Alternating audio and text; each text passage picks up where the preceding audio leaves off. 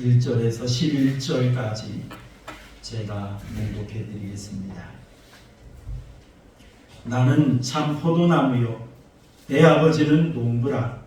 무릇 내게 붙어 있어 열매를 맺지 아니하는 가지는 아버지께서 그것을 제거해 버리시고, 무릇 열매를 맺는 가지는 더 열매를 맺게 하려 하여 그것을 깨끗하게 하시느니라. 너희는 내가 일러준 말로 이미 깨끗하여졌으니 내 안에 거하라. 나도 너희 안에 거하리라. 가지가 포도나무에 붙어 있지 아니하면 스스로 열매를 맺을 수 없음같이 너희도 내 안에 있지 아니하면 그러하리라. 나는 포도나무요 너희는 가지라. 그가 내 안에 내가 그 안에 거하면 사람이 열매를 많이 맺나니 나를 떠나서는 너희가 아무것도 할 수 없음이라. 사람이 내 안에 거하지 아니하면 가지처럼 밖에 버려져 마르나니 사람들이 그것을 모아다가 불에 던져 사르느니라. 너희가 내 안에 거하고 내 말이 너희 안에 거하면 무엇이든지 원하는 대로 구하라. 그리하면 이루리라. 너희가 열매를 많이 맺으면 내 아버지께서 영광을 받으실 것이요 너희는 내 제자가 되리라. 아버지께서 나를 사랑하신 것 같이 나도 너희를 사랑하였으니 나의 사랑 안에 거하라. 내가 아버지의 계명을 지켜 그의 사랑 안에 거하는 것 같이 너희도 내 계명을 지키면 내 사랑 안에 거하리라. 내가 이것을 너희에게 이름은 내 기쁨이 너희 안에 있어 너희 기쁨을 충만하게 하려 함이라. 아멘. 우리 옆에 사람 보고 인사하시겠습니다. 반갑습니다. 주님의 사랑으로 사랑합니다. 반갑습니다. 우리 기독교는 여러 가지 말로 표현해 볼 수가 있는데요. 어떤 사람은 기독교는 종교가 아니라 관계이다 이렇게 말하는 분도 있습니다. 왜냐하면 우리 기독교는 이 관계가 참 중요하거든요.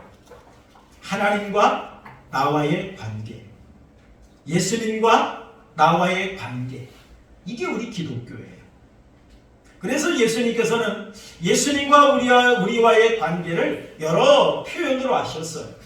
목자와 양의 관계, 또 신랑과 신부의 관계, 또 머리와 몸의 관계, 그리고 오늘 말씀해 보니까 포도나무와 가지의 관계, 이 관계를 가지고 설명을 해주신 걸 볼 수가 있습니다.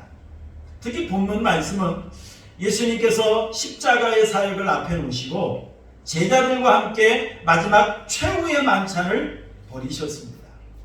그리고 예수님께서 어디로 가셨느냐면 십자가에 못 박혀 죽으시기 전 겟세마네 동산에서 기도하시기 위해서 이제 예루살렘 성을 빠져나가시면서 주시는 교훈, 이게 바로 이 포도나무의 비유, 포도나무의 교훈인 걸 볼 수가 있습니다.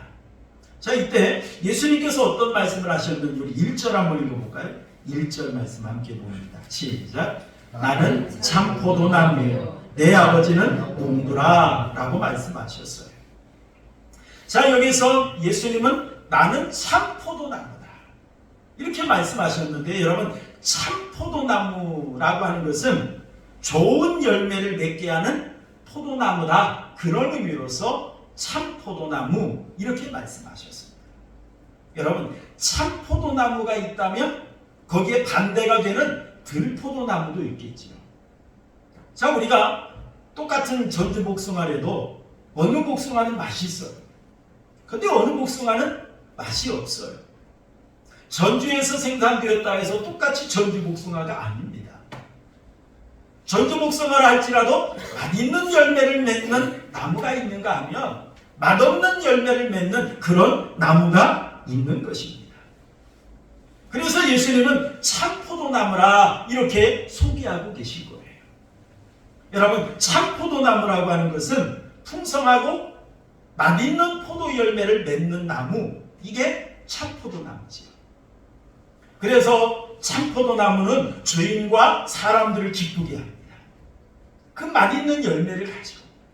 그런데 여러분 들포도나무는 어떻습니까? 열매도 많이 열리지 않습니다. 그런데 맺었던 열매도 맛이 없어요. 그래서 그것을 먹은 사람들은 인상을 씁니다. 어떤 사람은 뱉어버리기도 하고 어떤 사람은 던져버리기도 하고 화를 내기도 합니다. 왜요? 맛이 없거든요. 맛이 없습니다. 그런데 여러분, 이 참포도나무, 또 예수님은 이제 다른 포도나무를 말씀하시는데, 자, 이것을 비유로 우리가 적용을 해본다면, 참포도나무는 선하고 좋은 열매를 맺게 할 뿐만 아니라 영생을 얻게 하시는 예수 그리스도를 가리키는 그런 말입니다. 그래서 예수님은 나는 참포도나무다 이렇게 말씀하셨어요. 그렇다면 예수님과 반대되는 것이 있겠지요. 그것은 악한 열매를 맺게 합니다. 많은 사람들을 멸망의 길로 인도합니다. 요즘에 많은 방송에서 시끄럽게 하는 나는 신이다 라고 하는 이런 것들을 통해서 이단들을 이야기합니다. 이단들이 바로 들포도나무예요. 많은 사람들을 유혹해서 멸망의 길로 이끌어가고 있습니다. 얼마나 안타까운지 몰라요. 안타까운 것은 그들이 진정한 기독교와 이단을 구분하지 못하니까 세상 사람들이 참 혼란스러운 것이 정말 안타깝습니다. 영적으로는 여러분, 참포도나무라고 하는 것은 하나님을 진실하게 믿고 하나님을 기쁘시게 하는 진정한 성도, 이런 성도를 또 우리가 참포도나무, 또 천포도나무의 열매 이렇게 표현해 볼 수가 있어요. 그런데 여러분, 들포도나무 열매는 어떻습니까? 하나님을 섬기지 않고 또한 하나님께 불순종할 뿐만 아니라 세상에서 악한 열매를 맺게 하는 그런 열매를 가리켜서 우리는 들포도나무 열매라 이렇게 말해볼 수 있습니다. 자, 예수님께서 예수님 자신을 소개하시는데 나는 참포도나무다 라고 이렇게 소개하셨어요. 그리고 내 아버지는 농부다 라고 말씀을 하셨거든요. 자, 이는 내 아버지는 곧 하나님을 가리키는 거예요. 하나님은 땅을 경작하고 포도나무를 손질해서 풍성한 열매를 맺게 하는 그런 농부다 이렇게 말씀하십니다.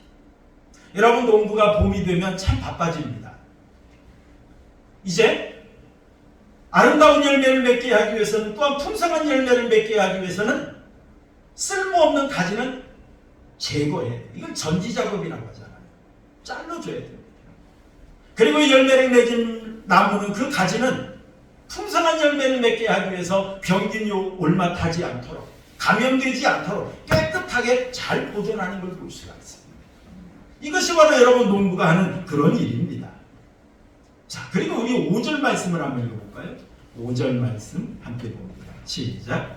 나는 포도나무요 너희는 가지라. 그가 내 안에 내가 그 안에 거하면 사람이 열매를 많이 맺나니 나를 떠나서는 너희가 아무것도 할 수 없습니다 라고 말씀드렸어요. 자, 예수님과 우리와의 관계를 설명을 하는데 나는 포도나무요 너희는 가지라 라고 이처럼 말씀하십니다. 예수님은 참 열매를 맺게 하는 참 포도나무요, 성도들은 참 열매를 맺는 가지라 라고 이처럼 말씀하신 거예요. 그런데 여러분, 우리가 잘 아는 것처럼 가지는 스스로 생존할 수가 없어요. 가지는 줄기를 통해서, 또한 뿌리를 통해서 수분과 영양분을 공급받아야만 생존할 수 있습니다. 또 이 가지는 스스로 열매를 맺을 수가 없습니다. 뿌리와 줄기를 통해서 물과 영양분을 공급받아야만 열매를 맺을 수 있어요. 그렇기 때문에 여러분, 가지에게 가장 중요한 것이 있습니다. 그것이 뭐냐면 어떤 일이 있어도 나무에 붙어 있어야 된다는 거예요. 가지가 잘라져 버리면 열매를 맺을 수가 없어요. 가지가 잘라져 버리면 생존할 수 없어요. 가지가 잘라져 버리면 아무것도 할 수가 없습니다. 그런 것처럼 여러분이 가지는 어떤 일이 있어도 그 나무에 붙어 있어야 된다라고 하는 것입니다. 그리할 때 이 줄기를 통해서, 그 나무를 통해서 영양분을 공급받고 생명을 얻을, 그 열매를 맺을 수가 있는 것입니다. 여러분, 이 말씀을 통해서 포도나무와 이 가지의 관계를 통해서 예수님은 어떤 분인지를 우리에게 소개해 주고 있어요. 오늘 본문의 말씀을 여러 가지로 설교할 수 있겠습니다만 저는 오늘 말씀을 통해서 우리 예수님이 어떤 분인지를 소개하고 싶습니다. 우리 예수님은 우리에게 생명과 은혜를 공급해 주시는 분이다 라고 하는 것을 예수님은 우리에게 말씀하고 계세요. 여러분, 나무는 가지에게 물과 영양분을 공급해 줘야 됩니다. 그런 것처럼 우리 예수님은 우리에게 생명을 공급해 주시는 분이세요. 우리 예수님은 우리에게 은혜와 능력을 주시는 그런 분이다 라고 하는 걸 예수님은 우리에게 말씀하고 있습니다. 지금 예수님께서 예루살렘 성에 나오셔서 지금 어디로 가고 있다고 그랬죠? 겟세마네 동산으로 가고 계신다고 그랬습니다. 가시다가 포도나무를 보시고 예수님께서 포도나무를 교훈 삼아서 지금 말씀해 주고 있는 것이 바로 포도나무와 가지의 관계의 교훈입니다. 지금 예수님께서 십자가의 사역을 앞에 놓고 기도하시기 위해서 준비하기 위해서 겟세마네 동산에 가시는 겁니다. 예수님께서 십자가를 지시는 이유가 뭡니까? 우리의 죄를 대속하기 위해서 예수님은 인간의 몸을 입고 이 땅에 오신 하나님이십니다. 이 하나님이신 예수님이 인간의 몸을 입고 이 땅에 오셔서 우리의 죄를 대속하시는 것이 바로 사명이었어요. 그것이 이 땅에 오신 목적이었어요. 예수님이 이제 십자가에 달려 죽으시기 위해서 준비하시는 거예요. 그뿐만 아니라 예수님께서는 십자가에 달려 죽으신 후에 3일 만에 사망 권세 이기시고 부활하셨어요. 그 목적이 뭡니까? 우리에게 새로운 생명, 영원한 생명을 주시기 위해서 예수님은 부활하셨다는 사실입니다. 그래서 우리 예수님은 이 땅에 오신 목적이 뭐냐면 우리에게 영원한 생명을 주시기 위해서, 우리에게 은혜 베푸시고 우리에게 능력을 허락하시기 위해서 이 땅에 오신 분이 바로 우리가 믿는 예수님이라는 사실입니다. 여러분, 주 8세기경에 서부 유럽을 거의 통일했다라고 하는 그러한 샤를마누 황제, 대제라고도 하죠. 샤를마누 황제가 있었습니다. 이 사람인데요, 지도를 한번 넘겨보시래요. 얼마나 넓은 지역을 점령했는지. 지금 이쪽이 바로 이쪽이 영국이고요. 독일, 프랑스 해가지고 이쪽이 다 지금 서부 유럽입니다. 서부 유럽, 이쪽이 지금 프랑스, 여기가 지금 이탈리아거든요. 샤를마누 대제가 처음에 황제가 되었을 때 차지했던 지역인데 점점 여기까지 점령을 해갔어요. 여기까지 영향력을 미쳤습니다. 그 정도로 아주 넓은 지역을 통치했던 그런 왕이 바로 이 샤를마누 대제였습니다. 자, 이 황제가 사망을 했어요. 자, 그리고 약 200년 후에 묘지를 발견하게 되었는데 고고학자들이 묘지를 발굴해 보니까 그 묘지 안에 보니까 이 샤를마누 대제가 황제복을 입고 의자에 앉아 있어요. 왕관도 썼습니다. 그리고 한 손에는 지휘봉을 들고 한 손에는 무릎에 있는 성경을 가리켰는데 무릎에 성경에 그 손이 가리키고 있는 그 내용이 뭐냐면 마가복음 8장 36절이었다는 거예요. 사람이 온천하를 얻고도, 만일 온천하를 얻고도 자기 목숨을 잃으면 무엇이 유익하리요? 라고 하는 그런 말입니다. 천하를 어찌 보면 천하를 통일했던 황제였습니다. 천하를 통일했으니 얼마나 많은 부귀와 영화를 누렸겠습니까? 자, 그런데 그런 황제도 사망하고 나니까, 죽으니까 그 모든 부귀와 영화와 모든 것들은 다 사라져버린다는 것을 가리키는 그러한 모습이었던 거죠. 여러분, 사람이 죽고 나면 이 땅의 부귀 영화가 무슨 소용이 있어요? 여러분, 하나님이 우리에게 주신 영생을 얻지 못하면 우리가 이 땅에서 많은 걸 쌓아놓은들 아무런 의미가 없습니다. 이 땅에서 수백 년을 살들 우리가 하나님이 주신 영생을 얻지 못하면 그것도 의미가 없어요. 여러분, 이 세상에서 무엇보다 중요한 것은 생명 아닙니까? 이 세상에서 무엇보다 중요한 건 생명이에요. 여러분, 세상 사람들이 이 땅에서 부자로 살았느냐? 가난하게 살았느냐? 이런 걸 가지고 우리는 성공과 실패를 이야기합니다. 그러나 여러분, 분명한 사실은 아무리 부자로 살았다 할지라도 하나님이 주시는 영원한 생명을 얻지 못한 사람은 천국에 들어갈 수가 없습니다. 영생을 누릴 수가 없습니다. 영원한 지옥 형벌에 들어가서 영원히 죽지도 않고 고통당하는 이것이 바로 지옥입니다.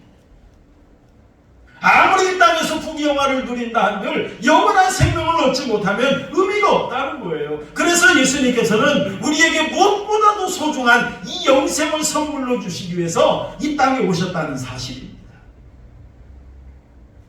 예수님이 우리에게 주시고자 하시는 것은 진정 가치 있는 이 영원한 생명입니다. 여러분 한번 생각해 보시기 바랍니다. 여러분들의 생명값은 얼마 정도 될 것 같습니까? 여러분들의 생명을 얼마면 바꿀 수 있을 것 같습니까? 우리나라의 삼성 이병철 회장도 죽을 때 되니까 내 전 재산의 반절 줄 테니까 나를 살려달라 그랬다. 살릴 수 있을까요? 전 재산의 반절 아니라 전 재산을 줘도 생명과는 바꿀 수가 없습니다. 생명과는 바꿀 수가 없는 거예요. 여러분, 내 생명을 값으로 따지면 얼마면 될 것 같아요? 사실은 말할 수 없죠. 우리 누가복음 18장 말씀을 보면 한 부자 청년이 예수님을 찾아왔습니다. 그래서 선한 선생님이여, 내가 무엇을 하여야 영생을 얻으리까? 라고 예수님에게 질문했어요. 영원한 생명을 얻고 싶었던 거죠. 그런데 내가 무엇을 하여야 영생을 얻을 수 있으리까? 그러자 예수님께서 말씀하셨습니다. 그래, 너에게 있는 것을 다 팔아서 가난한 자들에게 다 나누어줘라. 그리하면 너에게 하늘의 보화가 있을 것이다. 그리고 와서 나를 따르라 라고 했습니다. 그러자 이 부자 청년이 어떻게 했느냐면 근심하면서 떠나갔더라 라고 말을 합니다. 왜 근심했을까요? 무엇을 놓고 근심했을까요? 아마 생명값을 놓고 계산했을 것 같아요. 비싸냐 싸냐, 좀 더 깎아볼까? 아마 그런 생각했을 것 같아요. 여러분, 자기의 생명값을 얼마를 정할 수 있겠습니까? 얼마를 준들 우리가 생명을 얻을 수 있겠습니까? 여러분, 아무리 이 세상에 그 귀한 걸 내준다 할지라도 내 생명과는 바꿀 수 없는 거예요. 내가 죽고 나면 무슨 의미가 있어요? 내가 죽고 나면 그 모든 것이 다 누구 것이 되나요? 다 남의 것 되는 거예요. 제가 강원도 삼척의 도계에 가보면 유리나라라고 하는 박물관이 있습니다. 수공예한 그런 박물관인데, 제가 거기 가서 유리 공예품을, 전시품을 보다가 값비싼 그 작품을 하나 봤어요. 얼마라고 기록이 되어 있느냐면 1억 원이라고 기록이 되어 있어요. 제가 그것을 보고 한번 생각해 봤어요. 이거 누가 사갈까? 그런데 사가는 사람이 있으니까 값이 매겨졌겠지? 뭐 미술 작품 하나에 뭐 1억이 뭡니까? 몇십억, 몇백억도 하잖아. 여러분, 그런데 그 1억짜리 그 되는 유리 제품 하나도 제 능력으로 살 수가 없어요. 제 전 재산을 다 팔아도 그 정도 안 되거든요. 제가 살 수 없더라고요. 그렇다면 여러분, 그 유리제품 하나도 내가 살 수 없는 능력의 사람인데, 무능력한 사람인데, 그렇다고 한다면 내 생명을 얼마 주면 살 수 있겠느냐 이 말이죠. 얼마면 살 수 있겠느냐 이겁니다. 여러분, 우리 생명은 돈으로 매길 수가 없어요. 그렇기 때문에 하나님께서 우리에게 거저 주신 거예요. 예수님께서 우리에게 생명을 거저 주시기 위해서 우리를 찾아오셨습니다. 그러면서 우리에게 믿기만 하라고 우리에게 말씀하고 계십니다. 그래서 예수님을 우리가 믿음으로 말미암아 영원한 생명을 얻을 수 있도록 역사해 주셨습니다. 여러분, 현대는 자격증 시대라고 하죠. 우리가 뭘 하려고 하면 자격증이 있어야 됩니다. 의사, 뭐 기능사, 뭐 변호사, 변리사, 뭐 하다못해 뭐 이발사, 뭐 자그마한 거 하나 할지라도 자격증이 있어요. 자격증으로 우리가 말을 합니다. 그런데 여러분, 이 세상 어떤 것보다 더 중요한 자격증이 필요합니다. 그 중요한 자격증이 있어요. 그게 뭐냐? 천국에 들어가는 자격증이 필요하다. 우리가 다른 나라 외국에 가려면 여권이 필요하죠. 여권이 필요합니다. 그런 것처럼 여러분, 천국에 들어가려면 천국 입국 비자가 있어야 되잖아요. 여권이 있어야 되잖아요. 그게 뭘까요? 그게 바로 예수님을 믿는 거예요. 예수님을 믿기만 하면 천국에 들어가는 자격증, 천국 입국할 수 있는 비자를 하나님께서 내주시는 거예요. 여러분, 우리 성경에 보면 우리 육신의 생명이 죽는 것을 죽는다라고 말하지 않습니다. 특히 우리 믿음의 사람들의 죽음을 가리켜서 죽는다 말하지 않아요. 잔다 이렇게 말합니다. 왜냐하면 다시 살기 때문에. 육신의 생명은 죽지만 예수님이 재림하시는 그날 우리 육체도 부활하고 우리가 영원한 생명을 가지고 하나님 나라에서 살 수 있기 때문에, 그래서 우리는 잔다 이렇게 말합니다. 자는 사람이 나중에 깨어나는 것처럼 주님이 재림하시면 우리가 영원한 생명을 얻고 하나님 나라에 살 수 있는 그것을 가리켜서 잔다 이렇게 표현하신 걸 볼 수가 있습니다. 여러분, 이러한 생명을 우리가 얻을 수 있는 비결은 단 한 가지밖에 없어요. 우리가 예수님을 믿는 것입니다. 여러분, 호텔에 가보면 아주 비싼, 아주 화려한 수도꼭지가 있어요. 그런데 여러분, 아무리 수도꼭지가 비싸고 화려하다 할지라도 그 수도꼭지가 어디에 연결되어 있어야만 됩니까? 수도배관에 연결되어 있어야만 돼요. 그 수도배관은 수원지에 연결이 되어 있습니다. 수원지에 연결이 되어 있어야만 수도꼭지를 틀었을 때 물이 콸콸콸 흘러나오는 거예요. 여러분, 아무리 가스 보일러가 비싸다 할지라도 좋다 할지라도 가스 배관에 연결이 되어 있어야 됩니다. 그래야 가스가 나와서 제 역할을 할 수 있는 거예요. 따뜻하게 할 수 있는 거예요. 우리 집에 보면 전자제품이 얼마나 좋은 것이 많습니까? 요즘 너무 기능이 뛰어나죠. 그런데 그 전자제품도 전기 플러그에 코드를 꼽아야 돼요. 전기가 흘러야만 됩니다. 그런 것처럼 여러분, 정말 우리가 이 영원한 생명을 얻기 위해서는 예수님께 우리가 연결이 되어 있어야만 돼요. 포도나무 가지가 포도나무에게 붙어 있어야만 영양분을 공급받고 열매 맺을 수 있는 것처럼 우리가 예수님께 붙어 있어야만 된다는 사실. 여러분, 옛날에 컴퓨터를 하려면 저희가 신학교 다니고 뭐 대학원 가서 막 공부하려고 할 때도, 제가 대학원 들어가서도 컴퓨터가 없었어요. 그때 제가 전동 타자기를 막 쳤습니다. 기숙사에 가서 제가 바쁘다 보니까 밤 12시에 기숙사에 들어가서 숙제를 해야 되니까 레포트를 막 쳐요. 그러면 친구들이 잠을 못 자요. 그러다 보니까 자기 컴퓨터 쓰라고 막 주고 그랬습니다. 근데 옛날에는 컴퓨터 배우기가 얼마나 힘들었는지 학원 다녀야만 했어요. 그런데 요즘에는 여러분, 휴대폰이 다 컴퓨터예요.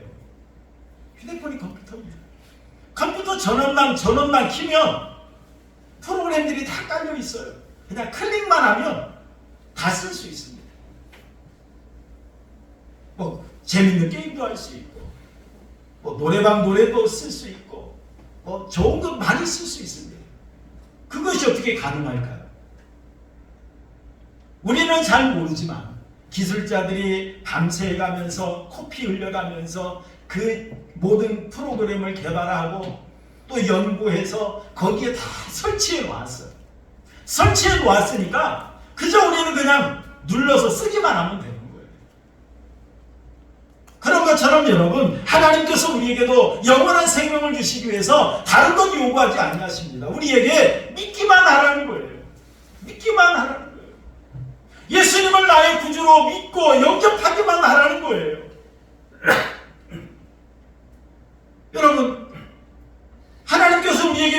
있도록 모든 것을 다 작업을 해보셨어요. 우리 성경을 한번 읽어볼까요? 우리 로마서 8장 29절 우리 함께 한번 읽어보시죠. 로마서 8장 29절 시작. 하나님이 미리 아신 자들을 또한 그들의 아들의 형상을 본받게 하기 위하여 미리 정하셨으니 이는 그로 많은 형제 중에서 맏아들이 되게 하려 하심이니라 라고 말했어요. 하나님께서 우리로 하여금 믿어지게 하기 위해서 미리 아셨다. 우리가 이 땅에 태어나기 전부터 하나님은 우리를 구별하여 세우셨어요. 창세전에 우리를 선택하셨고 하나님께서 우리를 정하셨다. 선택하셨다. 정하셨다. 우리를 구원하기로 넌 내 거야. 딱 하나님께서 찜해줘 놓은 거예요. 그리고 하나님께서 우리를 우리 30절 한번 읽어볼까요? 로마서 8장 30절 함께 봅니다.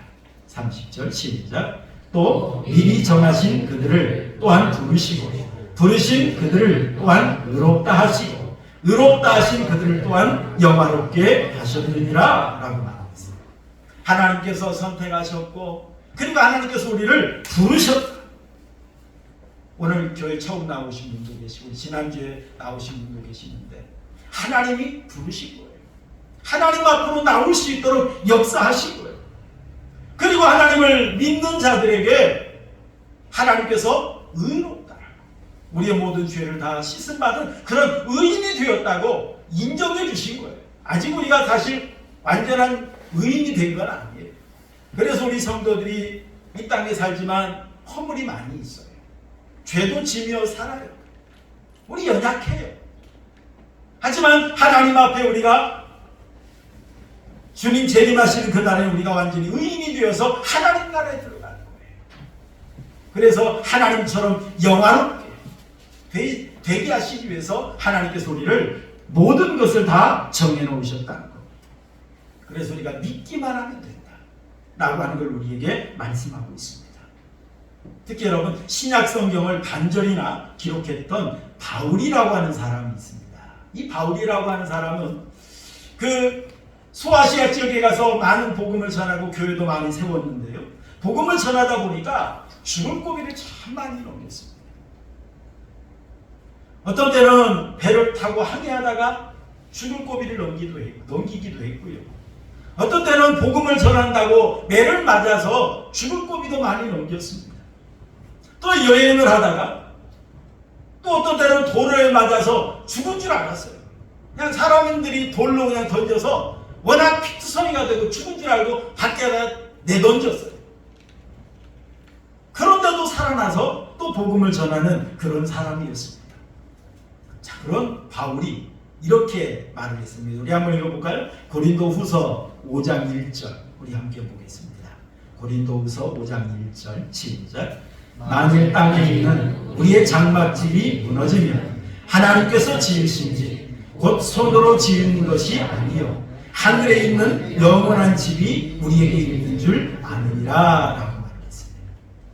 자, 이 바울의 직업이 뭐였느냐면 그 당시에 천막 짓는 그런 일이었습니다. 뭐 오늘날로 말하면 건축업자이죠. 천막을 짓는 그런 사람이었어요. 그런데 여러분 천막은 어떻습니까? 일시적이잖아요. 쉽게 낡아져요. 햇빛 받고 비바람 맞고 그러면 사라집니다. 결국에는 버릴 수밖에 없어요.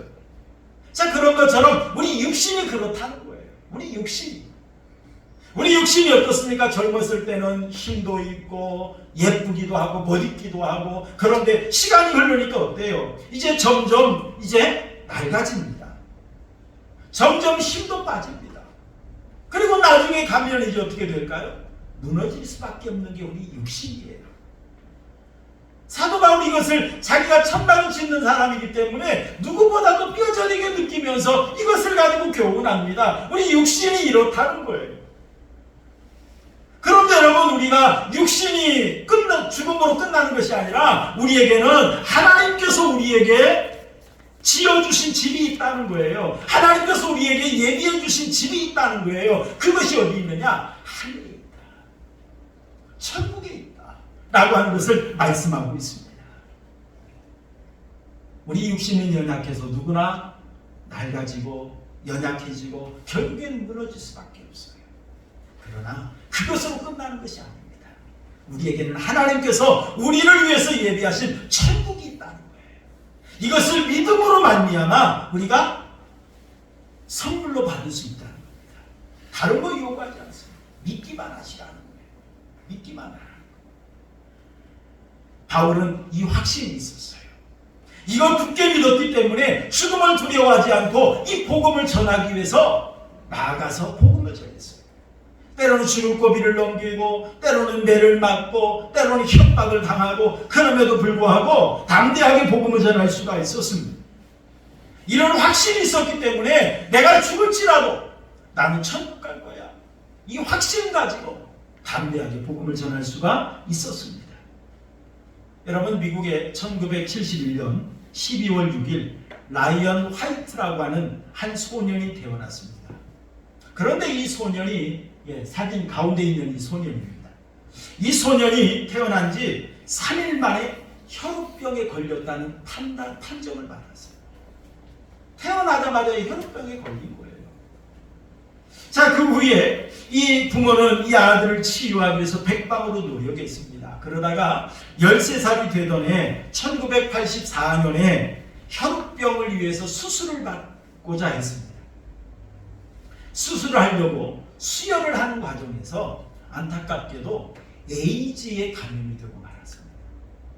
이 에이즈는 그 당시에 이 동성애자들이 많이 그들에게 번지는 그런 불치병이었어요.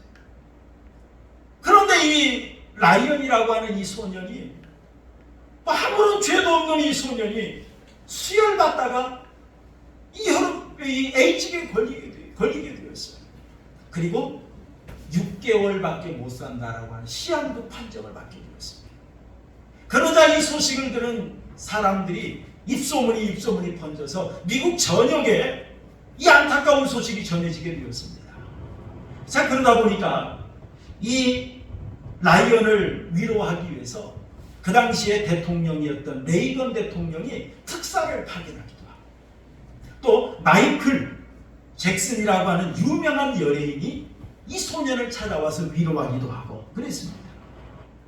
그런데 5년의 투병 생활을 하다가 이 소년이 이제 죽음을 앞에 놓이게 되었어요. 그때 이 아빠와 둘이 있는 그 시간이 있었는데 아빠가 안타깝게 이 아들에게 말합니다. 라이언, 나는 무척 가슴이 아프고 슬프단다. 네가 이렇게 빨리 간다는 것이 너무너무 괴롭단다 라고 하면서 아들에게 이야기를 했대요. 그랬더니 아들이 이 라이언이 하는 이야기가 아빠는 나에게 이 땅에서 18년 동안이나 즐겁게 살 수 있게 해주셨어요. 그리고 아빠는 나에게 예수님을 가르쳐 주셨잖아요. 그리고 예수님 때문에 내가 영생을 얻고 천국에 갈 수 있게 되었잖아요. 아빠는 나에게 이 세상의 그 어떤 것보다도 중요한 값비싼 선물을 주신 거예요. 내가 좀 일찍 가는 것뿐이에요. 나는 하나님 나라 갈 거예요. 슬퍼하지 마세요. 그러더라는 겁니다. 그래서 18살의 나이에 이 세상을 떠났지만 천국에 소망을 주고 떠난 그런 소년이었다는 것입니다. 사랑하는 성도 여러분, 우리 이 세상에서 가장 소중한 것이 뭘까요? 이 세상에서 어떤 것보다도 소중한 것은 생명입니다. 생명보다 소중한 것이 없어요. 하나님께서는 여러분들에게 이 영원한 생명, 천국의 생명을 여러분들에게 주시길 원하신다는 사실을 여러분 믿으시길 바랍니다. 사랑하는 성도 여러분, 참 포도나무이신 예수님께서는 우리에게 이 말씀을 통해서 오늘 또 말씀하세요. 포도나무와 가지의 관계, 예수님은 포도나무고 우리는 가지예요. 이 관계를 통해서 예수님은 우리에게 생명을 주시기를 원하신다는 사실이에요. 예수님은 우리에게 은혜와 능력을 베풀고 싶어 하신다는 사실을 우리에게 말씀하고 있습니다. 사랑하는 성도 여러분, 이러한 예수님을 마음속에 영접할 수 있기를 주님의 이름으로 축원합니다. 예수님을 마음속에 영접하세요. 예수님을 내 마음속에 모셔드리세요. 예수님, 내가 예수님 믿기를 원합니다. 예수님, 내 마음속에 들어오세요. 여러분 고백하시기 바랍니다. 그런 자들에게 예수님은 생명을 주실 줄로 믿습니다. 사랑하는 성도 여러분, 예수님께서 우리에게 생명을 주셨고 우리에게 천국에 들어갈 수 있는 귀한 특권을 허락하셨다는 걸 여러분 기억하시면서 이 생명 주신 하나님, 천국을 상속받게 하신 하나님, 이 하나님을 찬양하면서 이 은혜 전함에 살아가는 우리 야흔교회 성도님들이 되시기를 주님의 이름으로 축원합니다. 우리 말씀 증가가